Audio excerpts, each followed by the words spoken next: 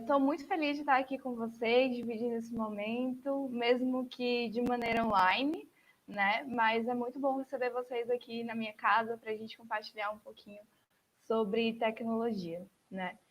Eu vou compartilhar agora minha tela com vocês e a gente já vai entrar no assunto.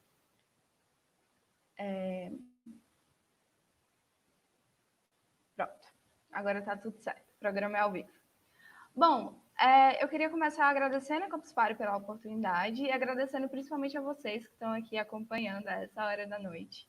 Eu estou conseguindo sentir um pouquinho da energia da casa de vocês. Hoje a gente vai conversar sobre um assunto bem legal, que é se nós vamos ser substituídos por robôs ou não. E seguindo a palestra anterior, vai ser bem interessante, porque acho que um assunto meio que se complementa ao outro. E bom, como acredito que a maioria de vocês não me conheça, eu sou a Mari e eu sou apaixonada por inovação. Atualmente eu sou curadora do Global Shapers de Fortaleza, que é uma iniciativa do Fórum Econômico Mundial. Então, vocês podem perceber como a minha base teórica e de experiência está muito ligada ao fórum. E eu estudo direito, ou seja, eu não sou exatamente a pessoa das tecnologias, mas hoje eu trabalho com ensino e inovação dentro da Arco Educação, mais precisamente na unidade de negócio do SAS. E hoje a gente vai conversar um pouquinho, na verdade, sobre um assunto que eu acredito que a maioria de vocês conhece ou, se não experienciou ainda, vai viver, que é o famoso, famigerado e também odiado TCC.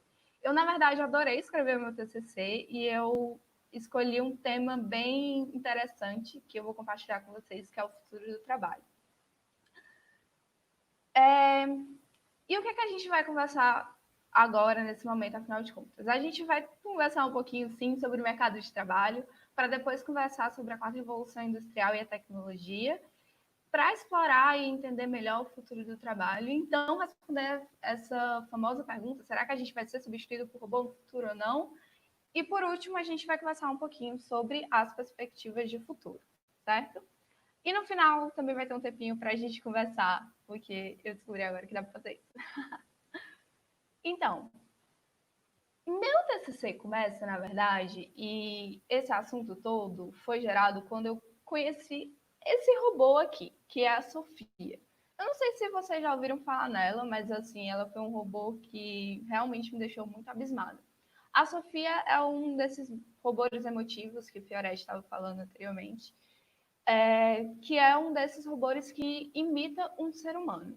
E a Sofia tem um grau de complexidade tão grande, de realidade tão grande, que em 2017 ela ganhou o status de cidadã no Emirados Árabes. E daí eu pensei, lascou, gente, se esse robô aqui está tendo status de cidadão, tendo o mesmo direito que eu, o que é que falta para ela tomar o meu lugar? O que é que falta para ela me substituir? E eu fiz exatamente essa pergunta. Será que eu vou ser substituída por um robô no futuro? Como é que vai ser o meu trabalho? Né? E para responder essa pergunta, eu comecei a estudar e a verificar algumas coisas. E a primeira coisa que eu comecei a estudar foi, na verdade, o mercado de trabalho, que era um negócio que eu ia começar a me inserir entre pouco tempo, porque afinal de contas eu estava entregando meu TCC.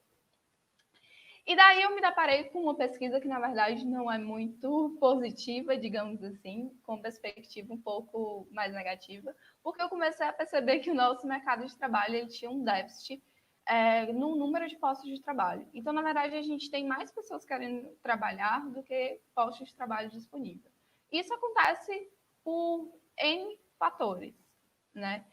E a tecnologia não deixa de ser um desses fatores, porque às vezes as vagas requerem um aprendizado que a gente não tem, né? Um conhecimento tecnológico que a gente não tem. Mas não se preocupe que a gente vai conversar melhor daqui a pouco sobre isso. E outra coisa que eu aprendi sobre o mercado de trabalho é que, na verdade, as perspectivas de futuro para mim não eram exatamente as melhores, né? Porque a gente estava com uma perspectiva super baixa de crescimento desde a crise de 2008 e atualmente a gente está passando por um momento de recessão econômica por motivos muito óbvios. E quando eu penso nesse mercado de trabalho, eu consigo entender que ele é cada vez mais conectado, mas também, de certa forma, cada vez mais desigual. E eu fiquei pensando assim, gente, não é possível. Esse não é o mercado de trabalho que eu vou enfrentar no futuro, esse não é o mercado de trabalho que eu quero para mim. Então, hoje, eu comecei a pensar de uma maneira um pouco diferente e comecei a perceber que a gente tem um mercado de trabalho, sim, que é um pouco pessimista, mas também existem muitas oportunidades para a gente explorar, e é um pouco do que a gente vai conversar agora.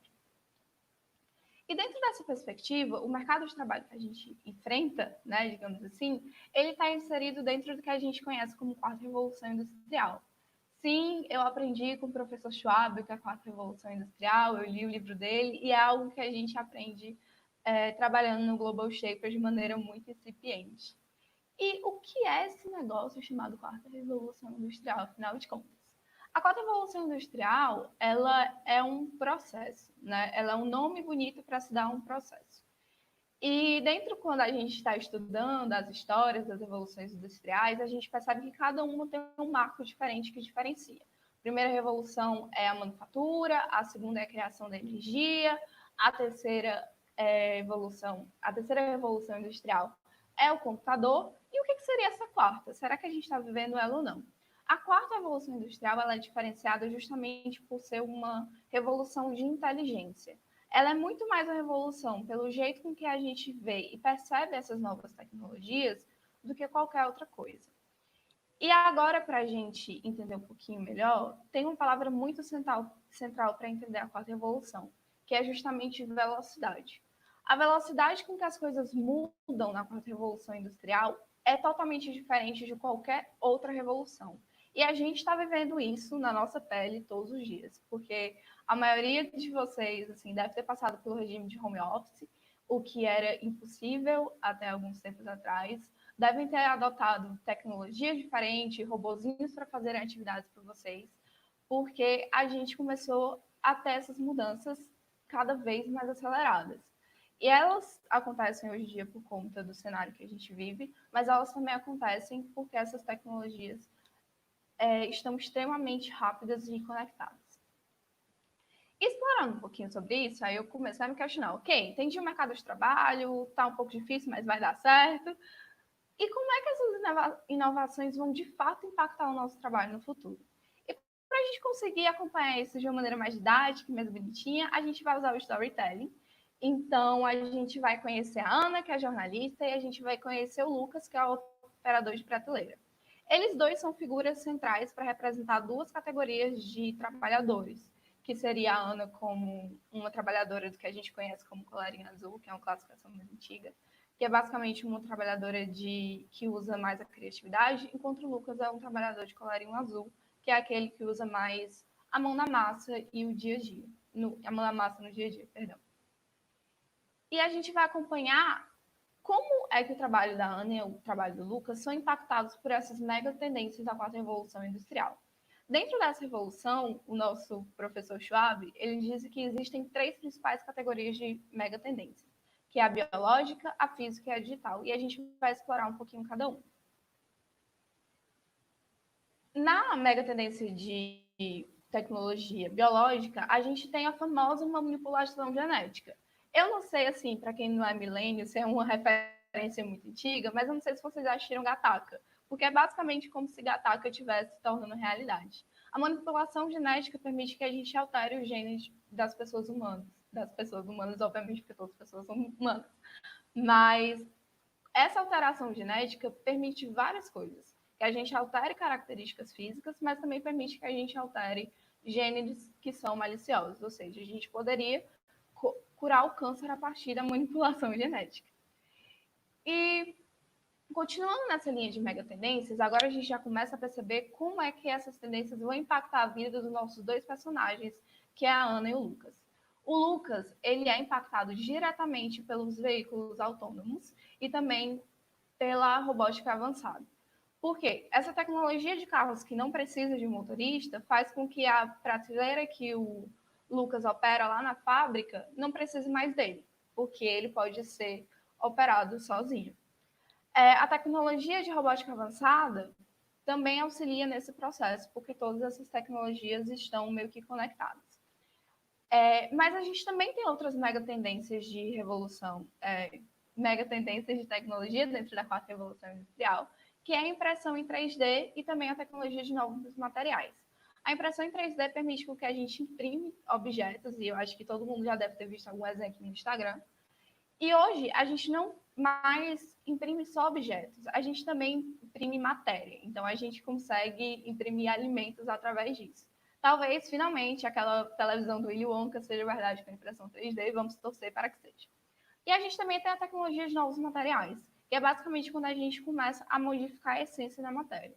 Então, alguns materiais que são muito rígidos passam a ser maleáveis, outros materiais que eram maleáveis passam a ser rígidos, resistentes a calor, ou terem algumas propriedades que eles não tinham originalmente com essa engenharia. E, apesar disso não modificar diretamente a vida dos nossos dois personagens, a gente instintivamente consegue perceber que isso tem um impacto na nossa vida, e um impacto muito próximo. Mas a gente também tem outras mega tendências para explorar, e eu acho que essas são as mais características da quarta revolução, que é justamente as mega tendências digitais.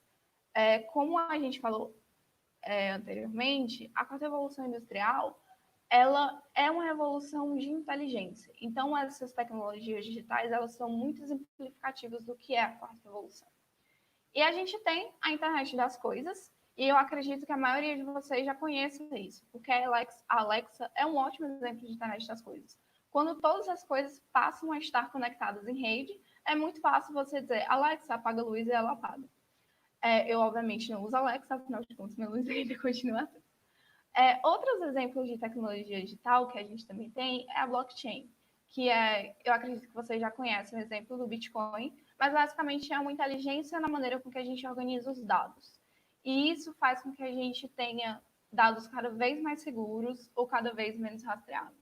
E a gente pensa no Bitcoin como um exemplo mais clássico, mas a gente também tem outros exemplos como por exemplo a Believe, que está criando a primeira blockchain de tempo. Isso parece meio assustador no começo, mas a gente vai aos poucos aderindo a essas tecnologias e se familiarizando. Outra tecnologia também que é super exponencial é a inteligência artificial. E é aqui que a vida da Ana fica um pouco mais complicada. Porque apesar dela usar inicialmente a criatividade, por ser jornalista, a Ana pode ser, entre aspas, substituída por uma inteligência artificial porque a inteligência é capaz de criar textos e criar notícias a partir dela mesma. E a gente vê alguns exemplos disso. E talvez seja por isso que é tão fácil criar, entre aspas, fake news. Na verdade, não entre aspas, fake news são uma coisa real. Porque você passa a ter máquinas de produção de notícias. E isso afeta diretamente a vida da nossa primeira personagem, que é a Ana. Como deu para a gente perceber, essas tecnologias elas têm aplicações muito próximas à nossa realidade, apesar de serem consideradas mega tendências pelo Fórum Econômico Mundial, elas na verdade são tecnologias que já estão inseridas dentro da nossa vida. Porque como a gente viu lá no começo, hoje a gente tem uma velocidade muito grande na implementação dessas tecnologias. E daí, continuando, outro ponto importante da gente notar é que todas essas tecnologias se conectam. Então, todas essas tecnologias, elas meio que se complementam e se unem, fazendo com que as mudanças sejam cada vez mais velozes, como a gente vem conversando, e também, de certa forma, cada vez mais permanentes. Certo. Mas, assim, a gente está aqui não para falar dessas tecnologias nem do impacto que está vendo na vida da Ana e do Lucas. A gente está aqui para falar sobre o futuro do trabalho e entender se a gente vai ser substituído ou não. Como é que é o cenário de futuro do trabalho que a gente tem? Hoje, na verdade, a gente já vive um cenário meio de futuro do trabalho, ou futuro no trabalho. Porque com a Covid, inevitavelmente, todos esses cenários que a gente tinha, até mesmo os cenários que a gente tinha de renda universal básica, eles acabaram se concretizando. E com o futuro do trabalho, a gente tem esse cenário já exatamente de um futuro extremamente globalizado, de um futuro que tem um nível de automatização muito grande, mas que também requer uma mão de obra multi-especializada, no sentido de que as pessoas passam a ter várias especialidades e não só aquela. Então, por exemplo, o Lucas e a Ana, eles começam a se especializar em não ser só mais uma única profissão, mas também terem outras profissões além daquelas iniciais. E um outro ponto super importante da gente pensar em futuro, e é algo que a gente está vivendo agora, é como é que a gente quer construir os modelos de trabalho, né? Como é que a gente quer construir isso do ponto de vista legal mesmo? Porque, como eu falei lá no começo, eu sou do direito, então, inevitavelmente, eu penso nisso. A gente tem novos modelos que, por essa velocidade da quarta revolução industrial, acabam não tendo uma previsão legal. E isso pode ser muito prejudicial, como pode ser muito bom em alguns aspectos. Isso pode ser ruim porque, como a gente sabe, atualmente os entregadores eles não têm acesso ao mínimo legal, ao mínimo de proteção das empresas, como isso pode ser muito bom porque permite que pessoas que não teriam acesso ao emprego hoje tenham através desse sistema de entregas. Então a gente pode perceber que as tecnologias elas não são exatamente boas ou ruins, elas acabam tendo pontos positivos ou negativos, certo? Mas aí talvez agora você esteja um pouco confuso, que nem o Lucas e a Ana estavam. E você começa a se perguntar qual é o objetivo dessa palestra, e é justamente responder essa pergunta: seremos substituídos por robôs? Eu acho que com tudo que a gente conversou agora, a resposta não é muito clara, na verdade. Então, para a gente responder isso, a gente precisa entender alguns contextos. E o primeiro contexto que eu vou comentar um pouco é a diferença entre habilidades sociais e habilidade de repetição. Como a gente viu na palestra do Fioretti, hoje os robôs começam a ter características mais humanas, começam a ser mais emocionais, digamos assim, mas ainda assim, essas habilidades sociais deles não são como as dos seres humanos. E o que diferencia a gente de qualquer robô é justamente isso, a diferença entre a gente conseguir produzir e produzir em sociedade, usando a nossa empatia, usando a nossa criatividade, usando aquilo que nos torna humanos, em detrimento a essas atividades de repetição. Então, se eu puder fazer alguma aposta no futuro, trabalhos que sejam extremamente repetitivos, eles aos poucos vão ser substituídos. Mas se eu puder ser mais assertivo em relação a esse cenário futuro que a gente está desenhando, eu acredito que todos esses trabalhos eles não serão exatamente substituídos. Eles serão otimizados pela máquina. Então, mais pessoas irão conseguir fazer aquela mesma função. Certo? E um outro cenário que a gente tem que levar em consideração para responder essa pergunta é a adaptação à tecnologia. Porque quando a gente fala, nossa, um robô pode substituir o Lucas porque o robô consegue ser a própria prateleira em Paris, sem precisar de um ser humano operando. Mas a verdade é que se adaptar a essa tecnologia tem um custo. Não só um custo financeiro muito alto, muitas vezes, mas também um custo de operação, no sentido de que, às vezes, as pessoas não estão adaptadas a essa tecnologia. Então, por exemplo, a gente não pode, normalmente a gente não simplesmente substitui o Lucas, tem um processo para essa substituição, e esse processo é justamente guiado por pessoas especialistas nisso, engenheiros, normalmente, que estão lidando com essa tecnologia diretamente.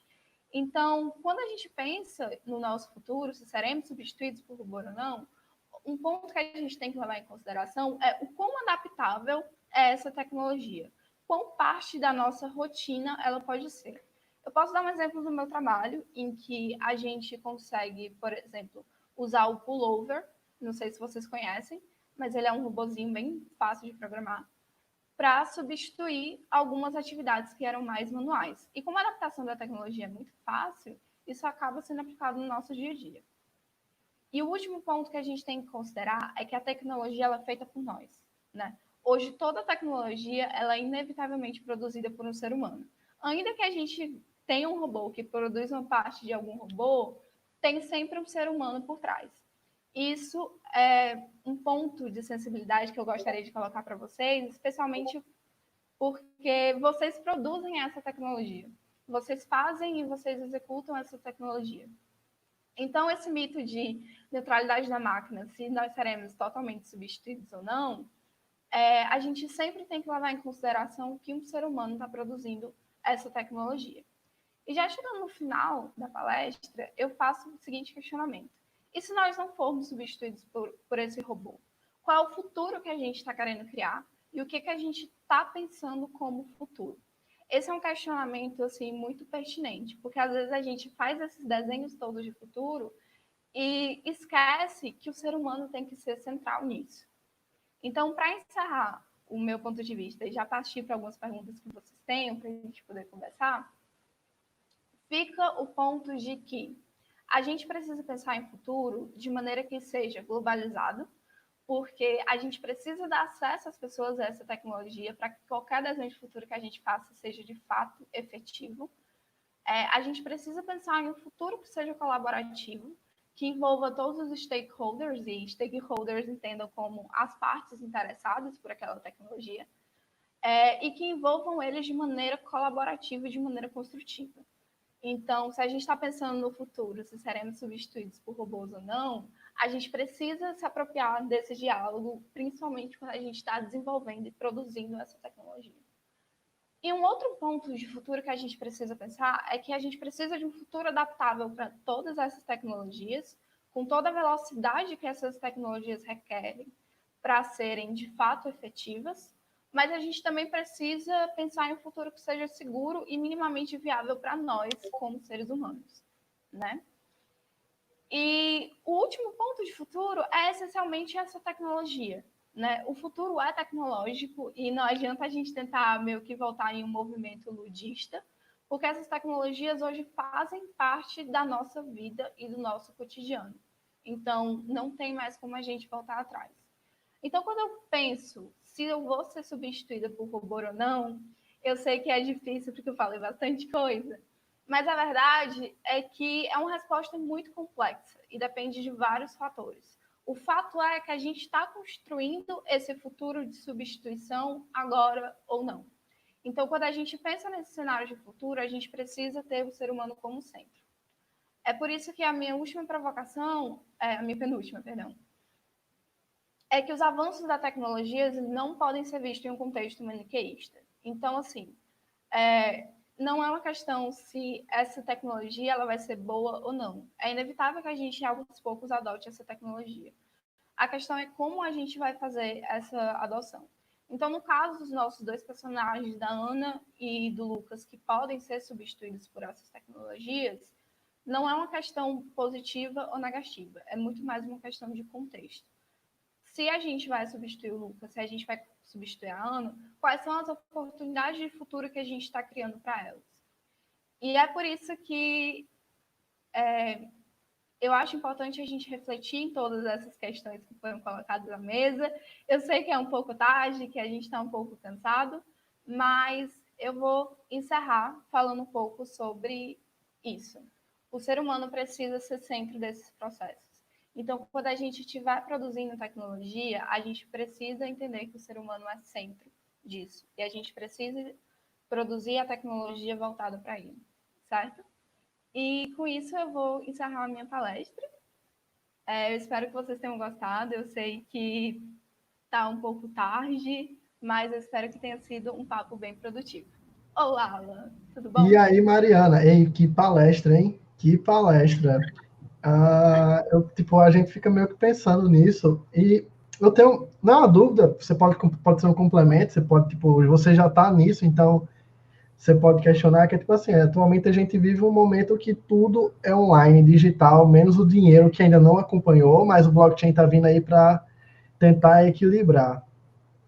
Mas eu queria saber sua opinião, eu tipo, também tenho uma opinião que é a seguinte, que é a gente fala muito de que a gente vai ser substituído por robô, mas há tempos atrás, exemplo, uma profissão que não existia, youtuber. Você não sabia o que era youtuber, ou um Instagramer, um TikToker, que hoje ganha razoavelmente bem, não é uma coisa assim séria, mas, tipo, é mais um sonho que, exemplo, uma pessoa que não tinha acesso na favela, ou no morro, além de ser agora, além de você ser jogador de futebol, quer ser o quê? Eu quero ser um youtuber, eu quero ser um Instagram. Então, tipo, não é evolução, é adaptação, como o ser humano se adapta. Eu queria saber, você pensa dessa forma, você já pensa diferente? Eu vi a palestra muito pesada, é densa, assim, mas a pergunta nem é respondida, né? A gente deixa no ar, mas o que é que você pensa sobre isso, assim? Primeiro, eu queria pedir desculpa por estar trazendo um assunto tão denso a essa hora da noite, mas eu acho que são reflexões muito necessárias.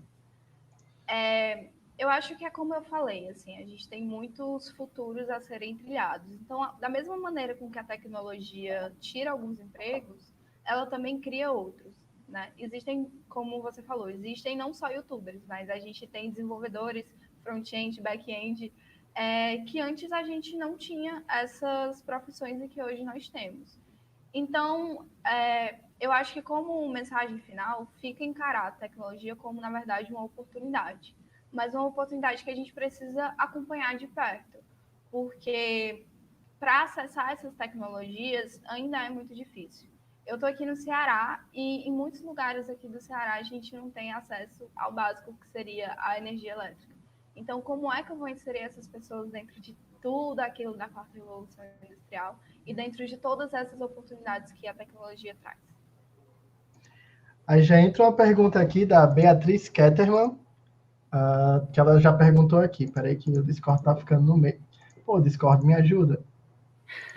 Tá querendo Eu ajudar. estava recebendo o tempo todo ponto de Discord, não sei se vocês estavam ouvindo também. Mas ela perguntou aqui, o que o humano tem que um robô nunca vai ter? Algo além da humanidade que nos faça diferentes e insubstituíveis. Boa, é uma excelente pergunta, Beatriz, obrigada.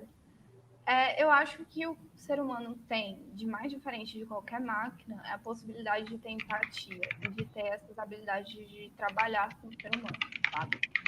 A gente tem possibilidade de criar coisas diferentes, mas o ser humano tem uma capacidade de empatia muito grande. E isso não pode ser ensinado. E essa capacidade também de aprendizado que a gente tem, por mais que as máquinas hoje consigam chegar perto, ainda são habilidades muito próprias do ser humano. Eu acho que é bem nessa linha. Incrível, incrível. Mariana, nós da Campus Party agradecemos a sua participação, a sua disponibilidade de estar aqui palestrando, tipo, um assunto muito importante, que gera um debate infinito, assim, né, nesse momento, e a gente tem que debater para que as coisas não ocorram de forma erradas e que isso possa ajudar não só a quem já está em cima, mas também que possa meio que unificar e distribuir, que seja inclusivo e que todo mundo participe. Quer deixar alguma mensagem final aí para o público e para a galera aqui? Temos uma pessoa muito especial aqui da Campus que está assistindo você no backstage, então quer deixar uma mensagem aí? A hora é essa. Eita, você já está pressionado. Na verdade, eu só queria agradecer a vocês. É muito bom, de verdade, conversar com vocês e conversar principalmente por quem está produzindo essas tecnologias. Apesar de não ser uma produtora ou uma desenvolvedora, eu aprecio muito tudo que vocês fazem e principalmente aqui dentro da Campus Party. Só queria agradecer mesmo. Pô, show, galera. A gente vai rapidinho para o intervalo. O Joé Aragão já está aqui. Um ou aí nos comentários para a Mariana, né? Então é isso, pessoal. Já já a gente já está voltando aqui com o Joel, que vai estar fazendo uma palestra incrível. E só rapidinho, vamos só dar uma pausa e já voltamos, beleza? Um grande abraço, Mariana. Seja sempre bem-vinda a Campus Party. Valeu!